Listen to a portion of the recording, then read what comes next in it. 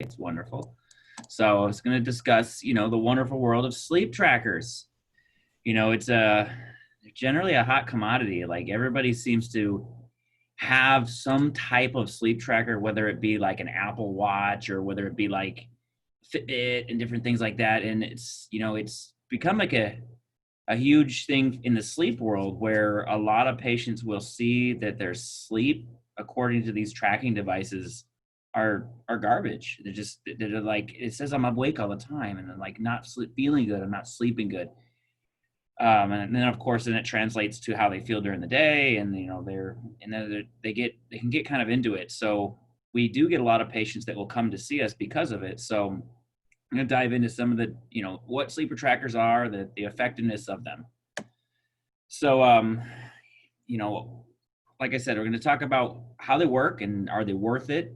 Like I said, a lot of people are just looking at ways to better their sleep, and these devices are super popular. Like this particular Fitbit, I mean, it's essentially a watch, but it tracks some obviously steps and fitness, and then they start throwing into sleep. So a lot of things that the trackers are going to do is they're going to track the amount of sleep you get. Um, Obviously just based off of a generalization of hours. Analyzing stages of sleep. Some of the sleep trackers have, a little bit more advanced technologies in them. They can make us aware of like issues like sleep apnea or, disturbances in your sleep, like giving you an example of how much wake time. And we're going to talk about, some of the technology that's in the device. So, what they're doing is the sleep trackers are analyzing the time you're asleep and awake. They give you a general chart or a blueprint on this. They're going to give you an idea of restful or restless sleep, how much time you spend in each stage of sleep. Some of them are going to dive into REM sleep, and it's kind of an interesting way. And I'll talk about how it can estimate REM sleep. These sleep trackers aren't going to tell you physically that you're in REM sleep or not, but it gives you, based on some of their technologies, an estimate, which gives a good blueprint on, your sleep. Most of these also do track exercise. Some of them have heart rate monitors, and they will be able to, you can have links where you can do food consumption. Like I know Garmin is linked to MyFitnessPal, which is something we're using for our sleep to slender element. I believe Fitbit also has a link to MyFitnessPal and such. Some of them will analyze your stress levels throughout the day because it's constantly tracking your heart rate. So how do they know you're asleep? The basis is body movement. We used to years ago use a sleep tracking method called actigraphy, which is basically a gyroscope that was in a watch. And these devices, they have these little gyroscopes that spin around. It's like a water weight that spins with them. And accelerometry is kind of how they track steps. Like when we're walking, the device shifts back and forth and you can track a step. This picture here is from a Garmin device. And now this Garmin device is a lot like the device that I wear. You're going to see on the left picture, it's going to have the light blue and the dark blue. Dark blue would be their assessment of deep sleep, and the light blue would be the assessment of light sleep. And then it kind of gives wake. Now, if you're awake, it gives this pink bar that shoots all the way to the top. I'll talk about my device. What I don't like particularly about a limitation in my device is that I'm unable to tell my device when I go to sleep. Now, a lot of times when we fall asleep, some people are fortunate enough to where they can fall asleep very quickly. So if you glance at a clock and it says, it's 10 o'clock, and you fall asleep, and then before you know it, you go to sync your device in the morning, it says, oh, you didn't go to bed till 11. And then it gives you a condensed sleep hours, and you're like, what the heck? I thought I went to bed at 10. And so there's an inaccuracy element of this. So that's something to take into consideration. But this concept of the actigraphy, the movement, and accelerometry with the water weight inside these devices is particularly how the tracking works. Some of them will track noise. There's different trackers that can track your snoring, which obviously can be linked to sleep apnea. It's one of the most common side effects of sleep apnea is loud, obnoxious snoring, choking, and gasping. There are sleep trackers that will definitely dive into that. I used one, it was a phone-based one. It gave me like this 2-week free trial where it like opened up all of the information that it could record. It wanted me to put my phone in the bed with me, so it tracked the movement of myself with my phone. And then, of course, it tracked snoring. And then in the morning, you would shut it off and it would say, it would give me highlights of my night, which, I heard myself talk in my sleep. I've been known to do that once in a while. Not a big deal. But talking in my sleep, hearing my dog bark, shifting and shuffling around in bed. Fortunately, I don't snore often, but yeah. Heart rate. So this is the big one for these devices that can give an idea on a person's sleep. They use the heart rate monitor can be a lot of times is wrist-based. Most of the time it's wrist-based. And the heart rate changes as we sleep, particularly when we go into REM sleep. Our heart rate can become kind of erratic and it'll increase. And if these devices are sensing that your heart rate has these, drops and lows, you can be in lighter stages of sleep. And then if it starts becoming a little erratic, it's this general assessment that, okay, this person's in REM sleep. Another key element with REM sleep is that we don't move. We're not supposed to move, but we don't move. So that actigraphy in the accelerometry basically is dead. It doesn't move at all. Plus your heart rate's going. So that's its general assessment. Without the brain waves, it's not 100% accurate, but the technology is getting pretty solid for this, being able to pull that apart.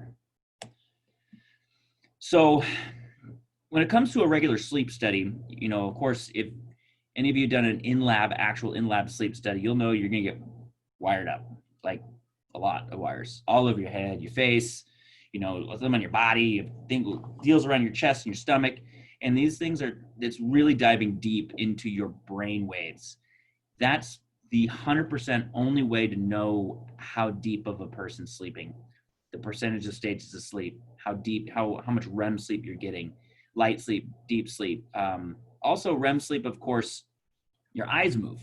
So there's this thing called electrooculography, EOG. Your eyes will be rolling and twirling in your head, and this device can see them, and we can be like on top of the fact that your brain's behaving, your heart rate's behaving, then your eyes are going. We go, that's REM sleep, definitively.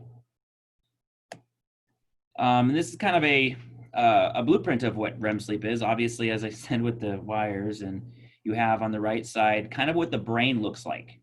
Your brain's going to go through different stages, and of course, we've had many patients that say, "Oh, I never slept at all during a sleep study. I didn't get any sleep." Sleep is pretty obvious. When a person's going to sleep, your brain definitely changes.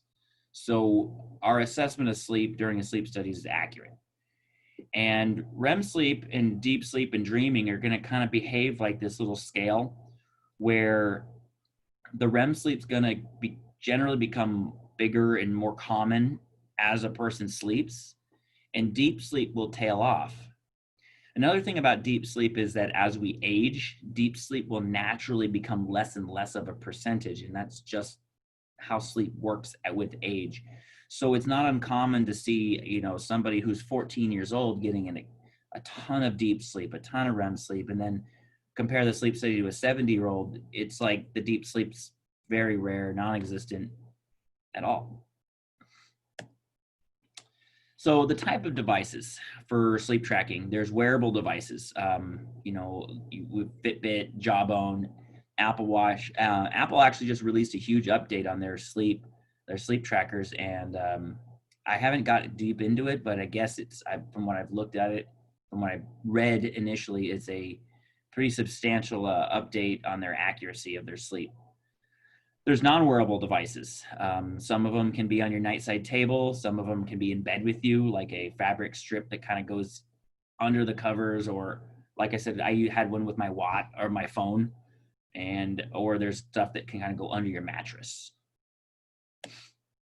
So this is like an idea of a wearable device. This is the Apple device. You can see again how they're kind of pulling your sleep apart, or this might be the Fitbit. It looks like an Apple Watch. Sorry. as you can see, the device has what's called heart rate variability. So you can see the spikes in the heart rate. It's got the pink where it shows the person's awake. It kind of gives a breakdown of how much this person's awake, how much deep sleep, how long you were in bed for. Um, so it kind of, and it gives you, of course, a trend on how much sleep you're getting, and will give you averages of the week, of the month. And again, as I said, it's using a heart rate sensor actigraphy to help monitor this. Um, the Whoop fitness strap. This is one that's super interesting to me. I've looked at the device a lot. I'm probably going to get one. I know a lot of people who use it. They're incredibly happy with this, as from a fitness standpoint, but also from the sleep strain standpoint. Gives you a sleep quality score, of course, and every morning it gives you a survey, and it kind of breaks down like, had you been drinking alcohol that night? How do you feel about your sleep? How are you feeling? Are you feeling rested in the morning? And it kind of combines all these scores to give you a generalization of like, hey, how much rest did you get? How recovered are you? This is a graphs of their breakdown. Of course, on the one side, you can see how much time in bed. It will, based on the day that you were doing, based on the day that you had, it's going to give you a sleep need. It says, okay, you have exercised this hard, or you've had this much activity, you've moved around this much. This is how much sleep you need, and it's a basic assessment based on the heart rate and how much strain you put on your body. And then, of course, we'll give you the disturbances, how long did it take you to fall asleep, how good your efficiency was. And then it gives you an idea of how much recovery you've put in on your body, like based on your sleep and your effectiveness of your sleep. So, as I said, I like the way this data works out. It seems to me it breaks it down well, and keeps it pretty, I guess you can say, pretty clear and concise. And then you have the non-contact sleep trackers. So like this picture, of course, is a device that you put under your mattress, and it's going to be your movement. A lot of them will track some snoring elements and stuff, but it's going to sense your body weight when you lay down, and this of course syncs to your smartphone. So, is this something that's worth it? In my opinion, yes, absolutely. I'm a advocate. Obviously, been in sleep medicine 11 years. I think sleep's super interesting. Getting good sleep and breaking down your sleep is helpful, especially if you're not sleeping well, you don't feel well. Of course, sleep studies are an excellent tool. They really dive super deep, but you can't do a sleep study every night. It's just not logical. But so something like this can assist you in your sleep. I've seen patients who get on a treatment for their sleep issues, and they'll do a compare and contrast of before and after, and you can see distinctive benefits in sleep because they started to, first off, they were tracking it, saw that it was trash, changed what was causing the issue, and now sleep is getting better. They'll see the trend. And as I said, these devices will give you long-term trends. You can go back weeks and weeks and weeks to see, how good you are. And it'll give you an estimate on, how much sleep you're actually getting. So some people underestimate, some people can overestimate, and this is a good way to lock it in. So like I said, the sleep trackers are doing a better job monitoring sleep. Their technologies are getting a lot better. Now, on a downside, if you're a person who's super stressful or obsessed with like numbers and statistics and such, you may get in your own head about this, and you may overanalyze your sleep.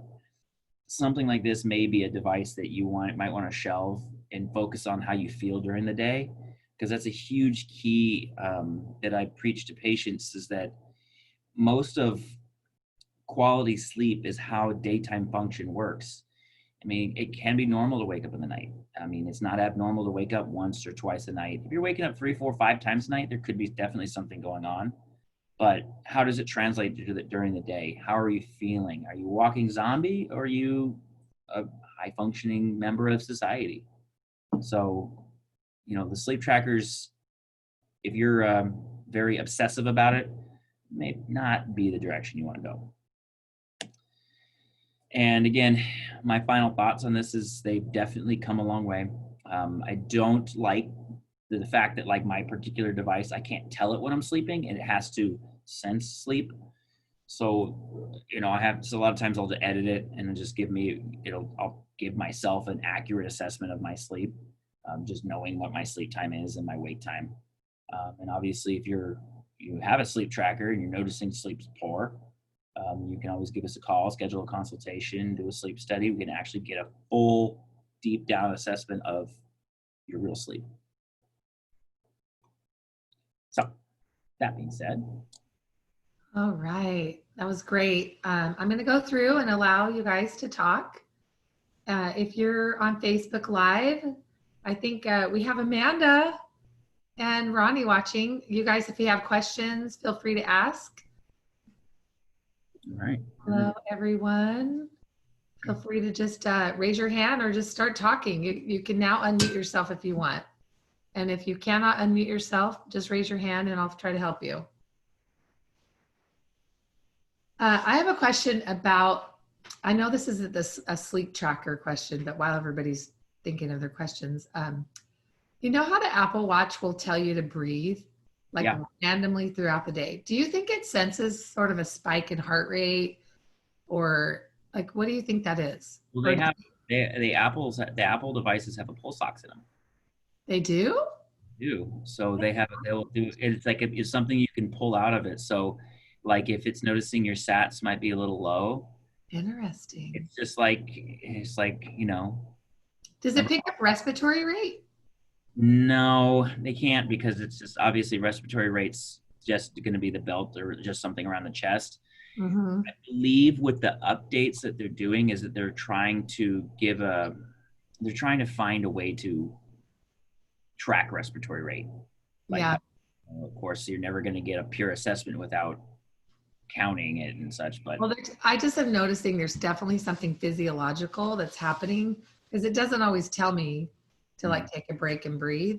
And I was talking to some friends the other day, and she was saying that like a couple of times when she's put her mask on and gone into the grocery store, like it'll tell her to just breathe. And so I'm wondering if like your heart rate goes up because you're like anxious because you're in the store and moving and different things. You're moving around. You're breathing in a mask, and I mean, your oxygen levels aren't going to drop significantly with the masks and such. That's not a real thing. But at the end of the day, that they're tracking your stats. That the device does. All right. Does anybody on here have a question? I don't see any questions in the chat. Feel free to speak up. No questions on Facebook. All right. Well, thank you. I'll be doing the July events hopefully today. It's coming up, isn't it? I got to plan those. So Sleep to Slender, tomorrow I'm going to be on channel 3 talking about how to wear your mask, how to breathe in your mask. Oh, here's a chat. Do we need to have a membership for Whoop? Do you need a membership? Yeah, Whoop is a membership only thing, which is why I haven't dived into that, because it's versus other devices, you can buy them and own them. Yeah. Like $30 a month. So I'm like, do I want to spend $30 a month to really dive deep? Maybe. You know what else I find really interesting is that all these devices, your information is being used globally. Yeah. You sign up for these devices and such, and you check that box that says I read my terms and conditions, they get all your information. That's kind of how Apple's really really big at getting sleep hours, and that's one of their statistics is they have like millions of hours of sleep. Mm-hmm. Where do you think they get these millions of hours of sleep from? People that are just going to them, and they're combining and they're evaluating. Of course, they have test people and different prototypes that are out, but more or less they're obtaining this data, and we check on the dotted line that says no, you can have it. When I went to sleep 2019 last June, There was a lot of talk about how helpful people wearing these devices globally is allowing sleep medicine to really get information, more information about, how we can treat patients. So I find it fascinating. I mean, there, again, like I said, I've been wearing a sleep tracker for years, and I've been tracking my sleep for years, and I just would like dive deeper in a better one, of course, but so many times you have patients pulling up their Fitbit. This is my sleep. This is what I've been doing. And I'll open it up and I'll look at it and I'll tell them, okay, this is good. This is good. This is good. Ignore this element of it. This is kind of, gray area behind the device, kind of the shortcomings of them, but definitely are big. They definitely help a lot. So someone's asking, what are the most important stats on a Fitbit? Well, depends on, ultimately would depend on what you're trying to achieve. Like, of course, a Fitbit was initially designed as a fitness tracker, tracking steps, tracking how many steps you get in a day. People put the goals of, I want 10,000 steps a day. So, if your particular reasoning for this device on your wrist is sleep, you're going to want to basically see that your sleep times are accurate. Like when you go to bed is accurate, when you wake up is accurate. Because if it's skewed by hours and the device is either faulty or you might need to edit the timing. And definitely the arousals, disturbances, because you're going to get those shoot up pink bars of when you are awake and such.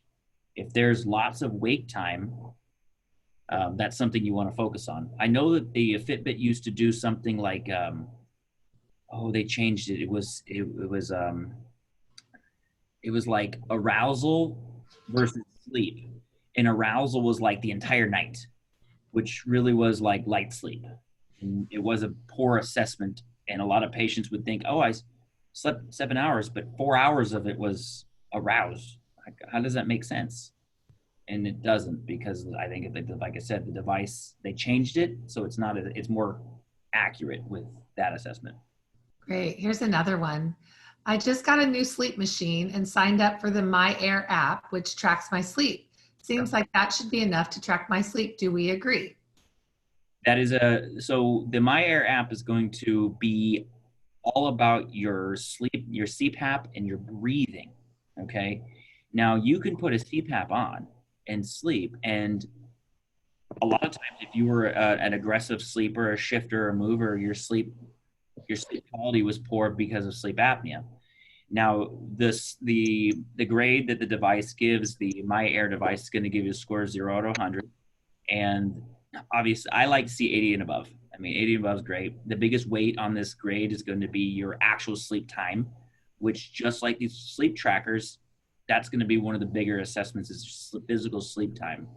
The MyErr app is going to break down, of course, your apneas. So it'll tell you a grade on how many apneas you had, your mask fit, which is also helpful. It does this on and off thing, which is, I think it's dumb that it docks you points for going to the bathroom or something in the night, because it's super common, but it's something on there. So I think 80 and above, obviously 100 is perfect. Great. And if anybody's on here and you do struggle with your CPAP, Andrew's your person. Or if you've ever had CPAP in the past and you want to give it another try, Andrew is really, really good at helping you get fitted for the perfect mask, making sure you're compliant. This is what he does all day, every day at most of our locations. You can actually do a telemedicine visit with him now. So that's valleysleepcenter.com and schedule an appointment, and you can find Andrew Nabors. We were joking, Andrew, we always talk about you in the Inspire Community Health Talks, and Ben has a new thing. He says, like a good neighbor.